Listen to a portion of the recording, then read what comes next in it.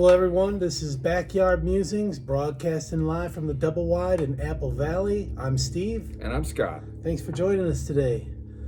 Today we're going to be talking about Trump's opponent, his last opponent, Nikki Haley. So huge lead there. Yeah, even in her own state. I mean, Right. It's just, but anyway, It's crazy. So Nikki Haley vows to take the bruises, she will take the cuts, and stay in the primary race.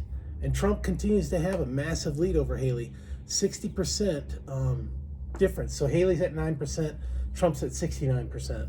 Right? Big margin, yeah. Why? Huge. Why do you think that is? I mean, have you thought about? I mean, is it ego? Is it just does she want to just? Oh, you mean while she's still opposing? Yeah. Why is she being such a hardliner on this? Well, she goes in to say that she thinks that Trump can't beat Biden, right? Yeah. She says that, and then I think that's a pipe dream. and I think that's the main reason that people are just so angry with Trump that she can't. A lot of our listeners, they're angry at Trump too. Well, I mean, I could see that if they were like 49%, 50%, 51%, something that close, but they're not, and. You mean Nikki? Yeah. She should drop out. The primary race. Yeah. I mean, if Trump was considering DeSantis as a vice presidential pick, then he might have considered Nikki if she would have dropped out soon enough. I don't know. I mean, she's got the chops, former governor. Okay, Yeah. so Anyway. Haley was twice elected governor of South Carolina, and she left that second term to go serve as Trump's UN ambassador. We all remember her famously for being a UN ambassador. Yeah, and I thought she did a great job. Yeah. I mean, she was a little pit bull in there. Yeah, So it was good. That's a good way to put it. She was.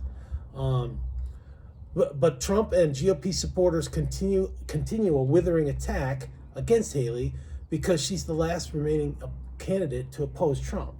One of those attacks that Trump made, he said something about where's her husband, and I think he knew he was deployed. It was kind of tasteless to say that. It's one of those things that sometimes Trump just doesn't engage his brain before he opens his mouth. Yeah. But that's this style. So, but yeah, that I don't know. I think especially when you got somebody that's a spouse and they're serving in the military or first responder. I mean, they're not going to be around, and they're. That's just the nature of the beast. So yeah, that was kind of a low blow. Yeah, it was. Haley punched back by insisting Trump is trying to make the RNC, Republican National Committee, his personal piggy bank. I think because of the legal fees and stuff. Yeah. Even encouraging Laura Trump to replace Ronna McDaniel. So there's a little fight there. Yeah, and I like Laura Trump. I think she's a dynamo. She was going to run for office in South Carolina, like.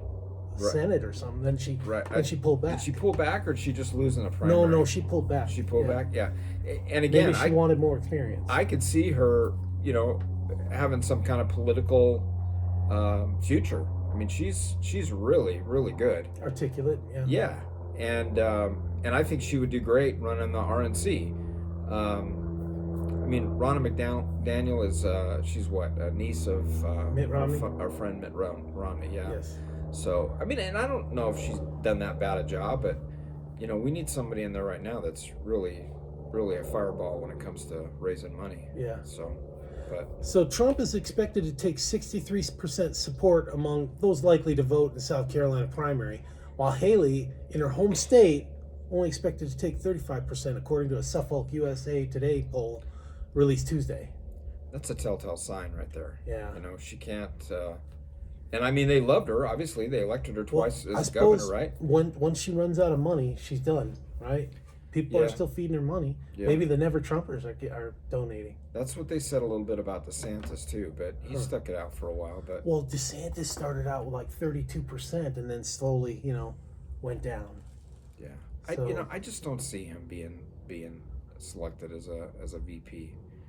Who? DeSantis? He doesn't want it. We'll talk about it. He doesn't want it. Yeah. So Nikki Haley did promise to pardon Trump if she's elected president. In fact, this is what she said, quote, "There will be a woman president in America." Bold statement. "It's either going to be me or it's going to be Kamala Harris." And I don't want Kamala Harris for president. So the first thing we have to understand is that Trump cannot be beaten in an election, or Trump cannot beat Biden in an election. So Yeah, I don't know. let's about talk that. about the Kamala Harris thing. So I don't want her to we've be. talked I don't about want her that. to be president either. So. Well, I don't want her to be president in 2025. Yeah. That's for sure. Right. But right now, I mean, she can't handle being president. I don't. She can't, and it would just collapse. We It would be in our favor. We have a very scary situation right now in the executive branch. It's just, Well, it's that's an scary. understatement. Yeah. It's an understatement. But people are just so behind Biden. Probably, well, when they're behind Biden, that means they're behind the handlers, the ones making the. Because he's not doing it. I think he's people, a mouthpiece. I think people have seen what Biden has done over the last 3.5 years, and they're scared to death. Which I can't blame them. They're not giving us enough credit for what we've done. Well, you've done nothing. Exactly. You've raised gas prices and food prices. Well, that's a cost of going green. I mean, we're involved in all kinds of conflicts outside of our borders. We have a total disaster at our southern border, probably at our northern border too. It's just not as pronounced. Not covered. Yeah, just not. It's just not like it's happening down.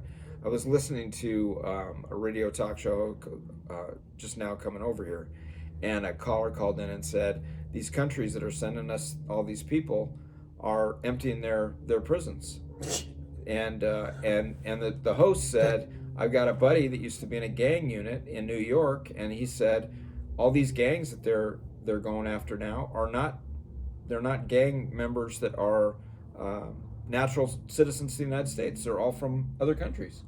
So that dude that shot that girl on South Carolina campus, I think it was South Carolina.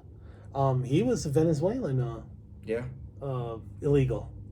Yeah, and again, it doesn't have to happen. I don't know. They could just in a few short days they could shut down that border and just have to deal with the ones that are trying to get across other than ports of entry. When Trump said way back in 2015, I think it was, that we've got rapists and criminals coming across the border, everybody labeled him a racist. Oh, they pounded the guy. They pounded him. Is that coming back to slap them in the face, those people who said that? Well, I think it was happening then as well. It just... Yeah, I know. It just... Yeah. It didn't age well. Right. They get on that guy for just opening his mouth, and that, to me, I think that was accurate. Not everybody. This is not it's not a generalized statement. He was bold enough to say it. He was, and that's kind of what we need. I think that's boldness. Yeah. It is. That's the one that put people like Xi Jinping and Vladimir Putin and that whack job in North Korea. It puts them in check, because they don't know what he's going to do. Okay, so would a lot of our listeners, when they comment, they're anti-Trumpers. They comment against Trump. Would any of our listeners care to weigh in if Biden, in his weakened state of senility and physical fragility, can beat Trump? Right? We've heard about Trump. Tell us about Biden. Give us all the accolades and everything that he's done. Please let us know. We'd like to know. Please send your comments. Okay. In an election that is run like it's supposed to be, I don't think it's going to happen. But that's all. We're gonna cover some of that on Monday. We've got a really good segment on Monday, so stay tuned on Monday. Trump announced his shortlist picks for vice president, including Ron DeSantis, Tim Scott, Byron Donalds, Vivek Ramaswamy, Kristi Noem, and Tulsi Gabbard. Yeah. So let's discuss each of these for their strengths and their weaknesses. DeSantis and Kristi Noem, they have experience as being a commander in chief of their state. Yeah, so both governors, right? So that's good. That's good states. Governors of good states. Yeah, that run well. South Dakota is kind of a little bit small regarding populace. Yeah. But I mean, good states. But that you can't get any redder in that state than South Dakota. So they know what command is like, right? Yeah. DeSantis had a way big lead over the other candidates to start the campaign. Remember I said he was like 32%, way heads and shoulders, and then just started going down. They both have charisma and are beloved by their constituents, right? But DeSantis has ruled out serving beside Trump. He's ruled it out. Noem has shown her loyalty to Trump and said she would serve as a VP. So Kristi Noem, she actually said there are 5 things that a VP should have, in serving, and for Trump, and she listed them out. And I don't have them in the notes, but it was loyalty was one of them to Trump, being able to step in necessary. I think Kristi Noem could do that. I do too. Yeah. She seems like a pretty strong woman. Yeah. But speaking of woman, Gabbard, the only other birthing person on the list, said she would be open to the possibility. So that's an interesting wild card. I mean, because she was Democrat, and then she left the party and declared independent. She didn't declare Republican. They kind of gave her the boot, right? Oh yeah, I mean, they railroaded her right out of there. So Clinton said she was an agent for Russia, which is ridiculous. What a joke. She's a serving military officer. It's ridiculous. Yeah, I mean, she's from a kind of not kind of, it's a left-leaning state, but I've listened to many conversations of her that she's had, and she's a good woman too. Yeah. Good person. She's a good yeah. person who happens to be a woman. Yes. Although she has never been a commander-in-chief, she has military experience in small unit command. Not sure about battalion command. Can Tulsi support Trump with absolute loyalty?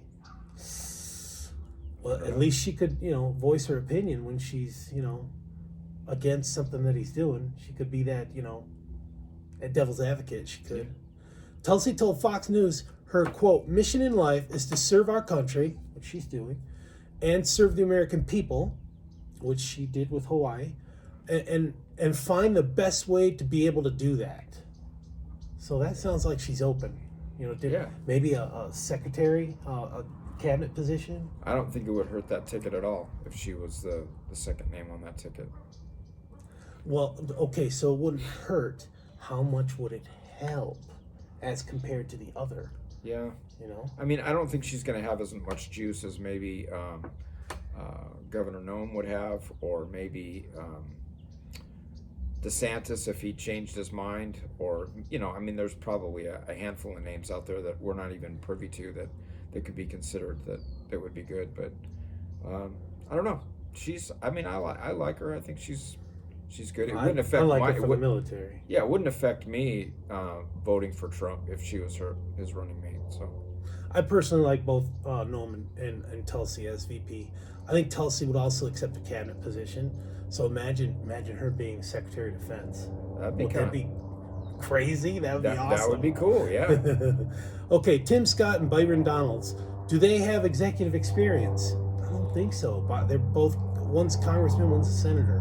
Byron has said he will do whatever he can to get our country back on track. And he talked a lot about education, so maybe he could be Secretary of Education, because he's been talking about education a lot. Yeah, but what did I mention yesterday that we should get rid of that department? But whatever. He's a good guy, though. I think he's a great guy. He's got a huge political future, I think, in this country as well. Who would manage Fannie Mae and Freddie Mac if we got rid of the Department of Education?